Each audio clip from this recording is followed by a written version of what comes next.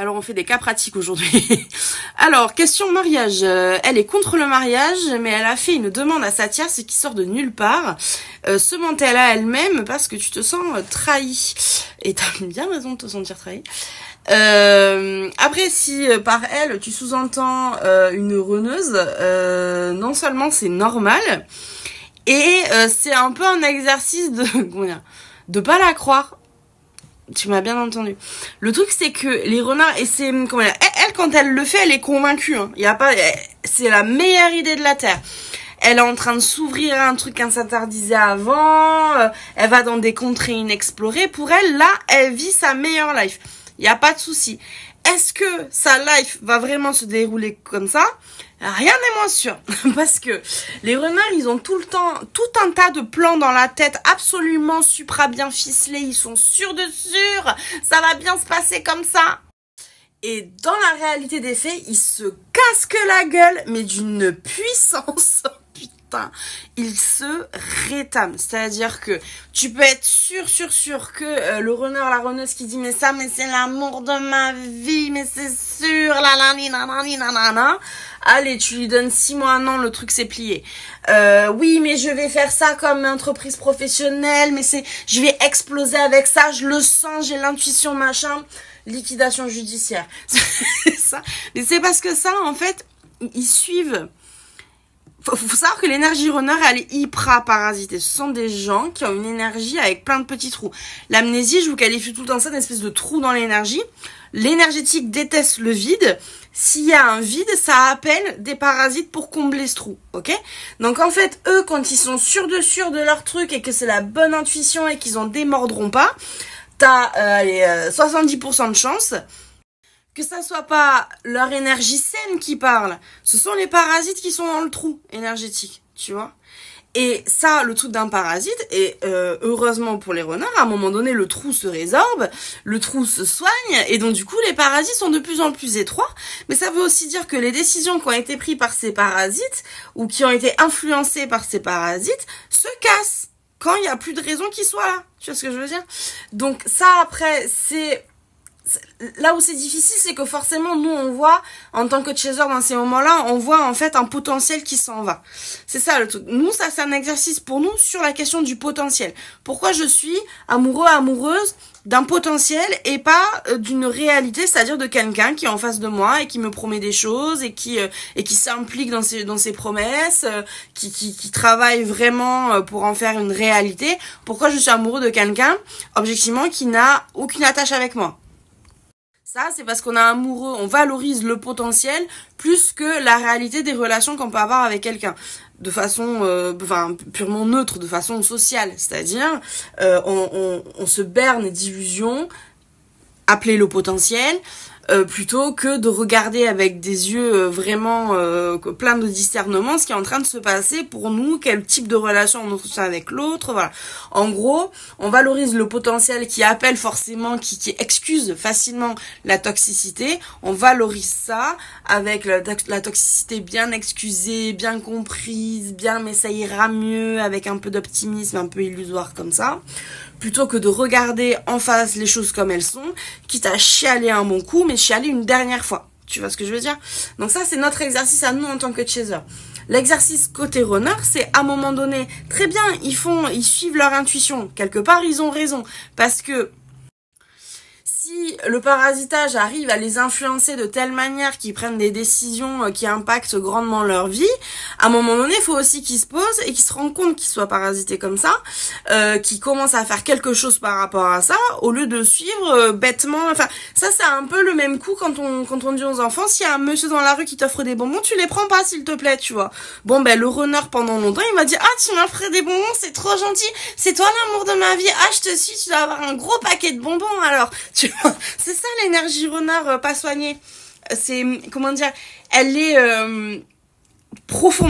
objectivement profondément naïve, mais naïve avec beaucoup de rêves, avec beaucoup d'optimisme, avec beaucoup d'envie d'avancer dans la vie, de partager de la joie. Enfin, tu vois, c'est ça qui est difficile pour les renards, parce qu'ils ont du mal à comprendre en quoi bouffer des bons becs, c'est problématique. Surtout que les runners sont des gamins en général qui ont été négligés, c'est-à-dire qu'ils n'ont jamais reçu de bonbons. Donc le pire bonbon de la terre, le truc dégueulasse à l'eucalyptus acheté dans une pharmacie, dégueulasse, tu vois, le truc imbuvable, ça reste un bonbon pour eux, tu vois. Un chaser, même s'il a été négligé, il a quelque part le fait qu'il soit pas en déni, lui, ça va lui garder ouvert le champ des possibles, c'est-à-dire le champ de tout ce qui est toutes les options auxquelles il pourrait prétendre.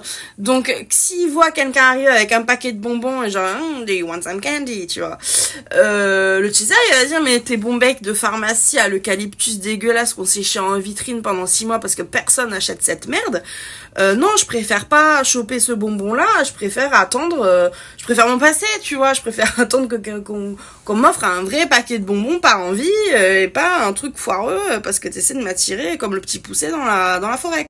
Et c'est pour ça que Chaser et Runner pendant très longtemps, objectivement, se comprennent pas. C'est-à-dire, t'as un Chaser qui hurle dessus en disant mais tu vas pas bouffer cette merde, tu vois, c'est dégueulasse, tu vas pas bouffer ça. Enfin, c'est du bon sens, tu vois. Et d'un côté, un Runner qui n'a jamais rien eu, qui dit mais pourquoi tu m'engueules parce que je suis en train de manger un bonbon, j'ai quand même bien droit à bouffer un bonbon. C'est la première fois de ma vie que j'ai un bonbon, tu vois. C'est pour ça qu'on se comprend pas. Il y a ce côté. Le runner voit les choses de façon naïve, le mot est peut-être un peu fort, mais objectivement, l'énergie, elle ressemble à ça. Elle ressemble à ce côté de j'ai rien eu, j'ai enfin quelque chose et j'y vais à fond. Le truc, c'est que cette naïveté, elle émane du déni, elle émane de ce trou énergétique dans lequel il y a plein de parasitage.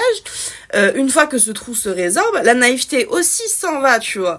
Et le truc, c'est que pour que la naïveté s'en aille, ça veut dire que le mariage a échoué, que la boîte a déposé le bilan, et au bout d'un moment, le runner se pose en disant ouais, bah les bonbons à l'eucalyptus, c'est pas si magique en fait.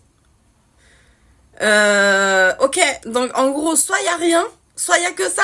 C'est bizarre. Donc j'ai peut-être commencé à réfléchir, à me renseigner sur le fait, ok, Google bonbons, qu'est-ce qu'il existe comme bonbons? Donnez-moi la totale panoplie et je vais choisir.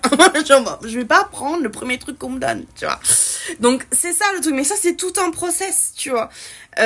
Donc c'est normal que tu te sentes trahi aujourd'hui, évidemment, parce que quand on entend ce genre de choses, c'est genre comme ça. Après, moi, d'un point de vue purement neutre qui ne fait pas part de cette situation-là, je peux te dire, il n'y a absolument rien qui est gravé dans le marbre, surtout si c'est une runneuse. Rien n'est gravé dans le marbre, ça ne sera jamais gravé dans le marbre. Donc voilà, petit tips de thérapeute, tu peux te décontracter sur la question, et de toute façon, si évidemment ils finissent par se marier, et voilà, il faut aussi que ça se passe comme ça. Parce que la leçon de ta runneuse, ça sera pas dans le mariage, ça sera dans le divorce, tu vois, c'est un truc comme ça, tu vois. Donc faut se détacher aussi, toi vraiment essaie de travailler sur la question du potentiel, parce que là tu te sens trahi, mais tu te sens trahi par quelqu'un qui sort pas avec toi en fait. Là c'est pas la personne avec qui t'es en couple en fait qui mène une double vie et qui en fait ça a donné sa main à quelqu'un d'autre, tu vois. Tu sors avec quelqu'un qui s'est quand même positionné comme étant pas en couple avec toi et qui fait sa vie. Donc c'est énergétiquement évidemment que c'est normal que tu te sentes trahi, évidemment, et ça je le comprends à 1000%, il n'y a pas de souci sur la question, mais cette trahison elle est reliée aussi au potentiel. C'est parce que tu accordes toujours ce potentiel à l'autre de faire la différence entre des bonbons bons et des bonbons dégueulasses. Aujourd'hui, ta runneuse elle a pas cette capacité. Donc tu lâches, t'arrêtes de lui, comment dire, croire qu'elle l'a, espérer pour elle qu'elle l'est, tu vois. Arrête d'espérer, arrête de supposer, voilà, on stoppe, tu lâches la machine à potentiel, tu te poses 2 minutes sur, ok, la situation telle qu'elle, elle est comment, et à partir de là, faut commencer à un petit deuil, pas d'autre option. Courage, plein d'empathie, plein de bisous.